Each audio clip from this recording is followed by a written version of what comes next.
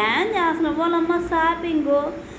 Shopping అంటే gold silver కాదండో, slate pencils తీసుకొని వచ్చిన. అరే సైకిల్ బ్రాండ్ అంటే సైకిల్ వేసుకొని మీద తేవాల్సిందే అనుకుంటున్నారేమో.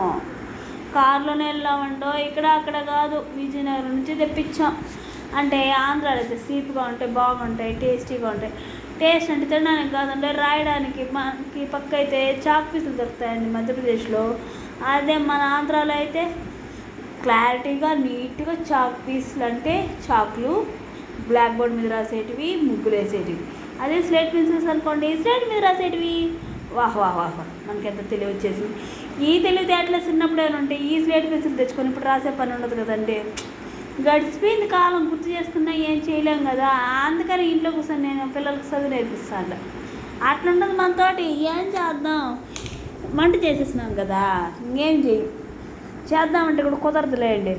30 ఏళ్ళ వయసులో ఉద్యోగాలు తెచ్చుకుందాం అంటే పిల్లలతో చదివించుకోవడం సరిపోతుంది, ఉద్యోగాలు ఏం తెప్పిద్దాం.